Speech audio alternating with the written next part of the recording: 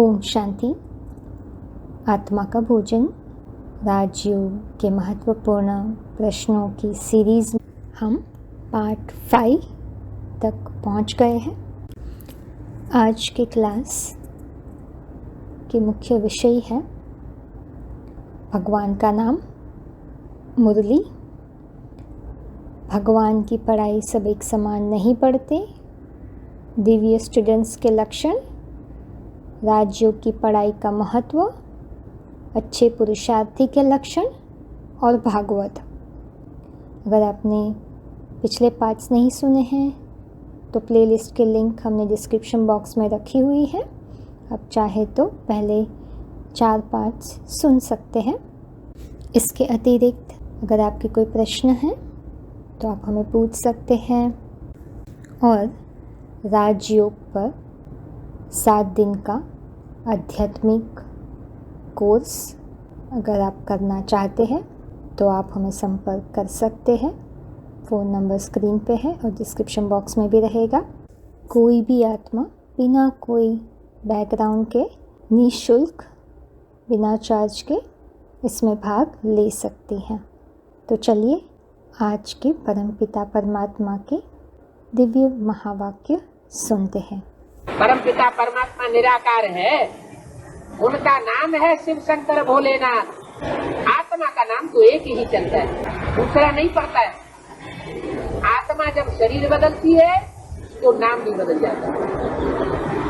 ऐसे ही परमात्मा शिव जब कृष्ण के तन में प्रवेश करते हैं तो उनका नाम ब्रह्मा पड़ता है। ब्रह्मा के शरीर को छोड़ करके जब राम वाली सोल में प्रवेश करते हैं तो उनका नाम शंकर पड़ता है। शरीर का ही नाम बदलता है। एक शरीर छोड़ दूसरा लिया तो नाम बदल जाता है। बाबा का तो एक ही नाम है, शिव बाबा। बस उनको शारीरिक नाम नहीं मिलता है। आत्मा जो 84 जन्म भोगने वाली है उनके शरीर का नाम है। बाप कहते हैं मेरा तो एक ही नाम है, शिव। शिव माना कल्याणकारी। पार्ट बजाता हूँ, जो भी कर्मेंद्रियों से जो भी पार्ट बजाता हूँ वो कल्याणकारी पार्ट बजाता हूँ। जो भी वाचा बोलता हूँ वो कल्याणकारी वाचा बोलता हूँ। जो भी संकल्प चलाता हूँ वो कल्याणकारी संकल्प होता है। इसलिए मेरा नाम शिव है। शिव का अर्थ ही है कल्याणकारी। भले मैं इनमें प्रवेश करता हूँ, इनमें प्रवेश करता हूँ, राम कृष्ण के 84वें जन्म में प्रवेश करता हूँ, परंतु शरीर का मालिक तो वो दूसरी आत्मा होती है। परमात्मा शिव प्रवेश करते हैं दूसरे के तन में। उनका अपना तन नहीं होता। जिसमें प्रवेश करके प्रजा रच रहा हूँ उसका नाम प्रजापिता पड़ता है। कैसे कहते हैं सारी सृष्टि की रचना प्रजापिता से हुई। क्रिश्चियंस में उनको एडम कहा जाता है, मुसलमानों में उनको आदम कहा जाता है। प्रजापिता तो जरूर इस सृष्टि पर चाहिए। जब सारी मनुष्य सृष्टि की प्रजा इस सृष्टि पर मौजूद है तो प्रजापिता भी इस सृष्टि पर मौजूद होगा। मनुष्य तो बेचारे इन बातों को जानते नहीं है। ये एक ही कॉलेज है जहाँ सब पढ़ते हैं। भगवान बाप की सुनाई हुई मुरली सब जगह जाती है। फिर कोई की बुद्धि सतो प्रधान होती है तो पकड़ लेते हैं। कोई की सतो, कोई की रजो, कोई की तमो बुद्धि होती है। बिल्कुल ही उनको धारणा नहीं होती। एक कान से सुनते हैं, दूसरे कान से निकाल देते हैं। तो कहेंगे उनके पूर्व जन्म के कर्म ही ऐसे खोटे हैं जो परमात्मा बाप की वाणी उनकी बुद्धि में नहीं बैठती। तो उसमें बाप क्या करे? सब तो एक समान हो भी नहीं सकते। अगर परमात्मा बाप आकर के राजयोग की जो पढ़ाई पढ़ाता है उस पढ़ाई से सब समान बन जाए तो सारे ही लक्ष्मी नारायण बन जाए, सारे ही विश्व के मालिक बन जाए। लेकिन ऐसा नियम नहीं। अपनी अपनी पढ़ाई के अनुसार, अपनी अपनी धारणा के अनुसार सब नंबरवार बनते। ये ईश्वरीय कॉलेज है, ईश्वरीय पढ़ाई पढ़ाने वाला एक ही बाप है। जिनको पढ़ाते हैं वो धारणा करके फिर टीचर बन जाते हैं दूसरों को पढ़ाने के लिए। हर एक को देखना चाहिए मेरी सतो प्रधान बुद्धि है या तमो प्रधान बुद्धि है। मैं मम्मा बाबा में सल दूसरों को समझा सकता हूँ, अगर नहीं समझा सकता हूँ सिर्फ सुनता हूँ और सुन करके धारणा करके दूसरों को सुना ही नहीं सकता तो जरूर मेरी बुद्धि तमो प्रधान। बाबा के पास तो सब सेंटर्स का समाचार आना चाहिए। कितने स्टूडेंट्स रेगुलर पढ़ाई पढ़ते हैं? जो रेगुलर स्टूडेंट्स होते हैं वो जरूर पढ़ाई अच्छी करते होंगे, जरूर अच्छे मार्क्स से पास होंगे। तो ईश्वरीय स्टूडेंट्स को रेगुलर होना चाहिए। देखना है अपन को। ये कहते हैं मैं शिव बाबा का बच्चा भी हूँ, तो शिव बाबा की युगल भी हूँ, क्योंकि मुझ में प्रवेश कर मेरे मुख से बच्चे पैदा करते हैं। इतनी गुह्य बात है, सतो प्रधान बुद्धि वाले इन बातों को अच्छी रीत से समझेंगे। नंबरवार तो सब होते हैं, रायल घराना और प्रजा में फर्क तो रहता है। परमात्मा बाप आकर के रायल घराने की स्थापना करते हैं, राजयोग सिखाते हैं। राजयोग से राजाई प्राप्त होती है अनेक जन्मों की। कोई तो राजा बन जाते हैं, कोई महाराजा बन जाते हैं, कोई जन्म जन्मांतर की महारानी बनती है, रानी बनती है, और कोई फिर महाराज कुमार, महाराज कुमारी या राजा रानी न बन करके सिर्फ राजकुमार और राजकुमारी बनती रह जाते हैं। उनको राजा ही नहीं मिलती, सिर्फ राजकुमार राजकुमारी का टाइटल मात्र मिलता है। और कोई ऐसा पुरुषार्थ करते हैं घटिया कि दास दासी बन पड़ते हैं। एक एक राज परिवार में सैकड़ों की तादाद में दास दासियां होती हैं, तो दास दासी बनने का पुरुषार्थ नहीं करना चाहिए। कोई तो ऐसे हैं जो राजा रानी भी नहीं बनते, राज परिवार में दास दासी भी नहीं बनते, प्रजावन में ही रह जाते। प्रजा तो बहुत होती है, राजघराना छोटा होता है। इन बातों को सतो प्रधान बुद्धि वाले अच्छी रीति समझेंगे। प्रजा भी अपने पुरुषार्थ से बनती है और राजा भी अपने पुरुषार्थ से बनते हैं। जो जैसा पुरुषार्थ करता है वो वैसा ही ऊंच पद पाता है या नीच पद पाता है।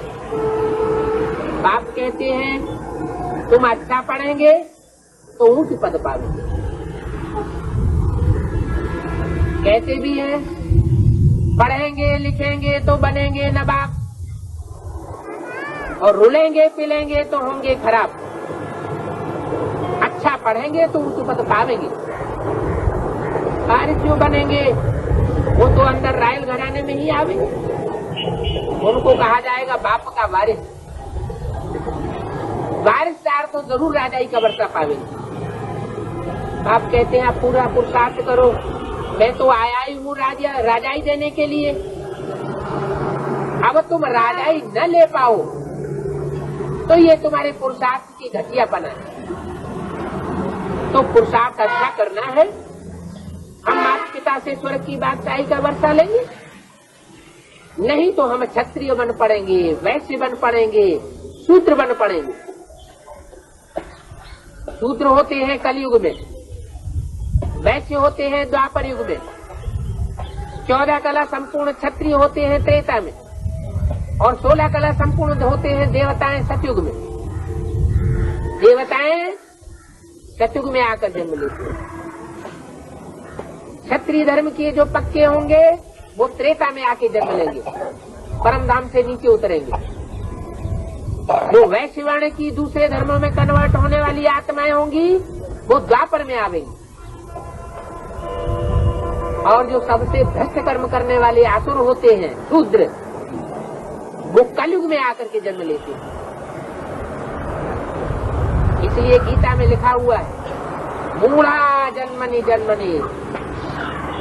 जो मूढ़ आत्माएं होती हैं, मनुष्य आत्माएं, जो परमात्मा बाप के स्वरूप को नहीं पहचान पाती, वो जन्म जन्म घटिया युग में आकर के जन्म लेती है, नरक की योनि में आकर के जन्म लेती है। वो नरक की दुनिया है द्वापर कलयुग। सत्य को त्रेता है स्वर्ग, द्वापर कलयुग है नरक। तो क्षत्रिय नहीं बनना चाहिए, वैश्य शूद्र नहीं बनना चाहिए, देवता बनना चाहिए। स्टूडेंट खुद भी समझ सकते हैं।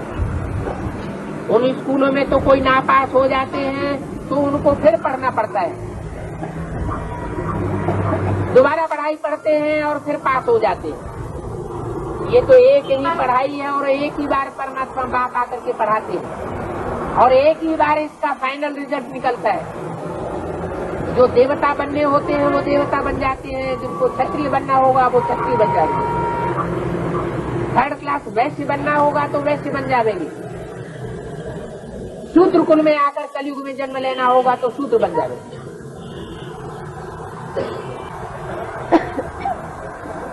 इसलिए पुरुषार्थ पूरा करना है।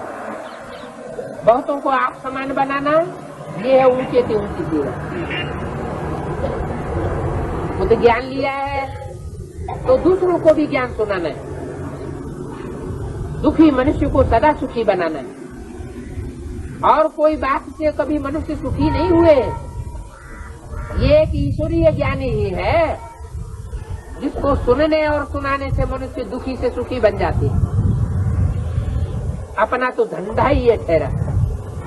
ब्राह्मणों का धंधा होता ही है ज्ञान सुनना और ज्ञान सुनाना, ज्ञान की बातों को गहराई से समझना और दूसरों को गहराई तक समझाना। बाबा हमेशा कहते हैं, ऐसे मत समझो कि सिंध में बहुतों ने घर बार छोड़ा तो हमको भी छोड़ना पड़ेगा, इसलिए हम ये ज्ञान नहीं लेंगे। बाप कहते हैं, मैं तो आता ही हूँ गृहस्थ धर्म की स्थापना करने के लिए। मैं गृहस्थी को तोड़ने नहीं आता हूँ, गृहस्थी को जोड़ने आता हूँ। मेरे ज्ञान को सन्यासियों ने नहीं समझा, भीष्म पितामह द्रोणाचार्य ने नहीं समझा, गृहस्थ अर्जुन ने ही समझा। मैं गृहस्थियों को आकर के पढ़ाई पढ़ाता हूँ। गृहस्थी जो होते हैं वो गुरुओं की वाणी सुन सुन करके अपने को गिरिहस्थी समझने लग पड़ते हैं। उन्हें गिरिहस्थी समझने वालों को मैं ऊंची हस्ती बनाता हूँ।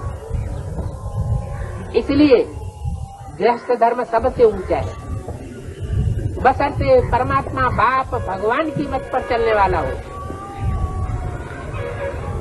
मकान भगाने आदि की कोई बात आज में भी नहीं थी और अभी भी नहीं है।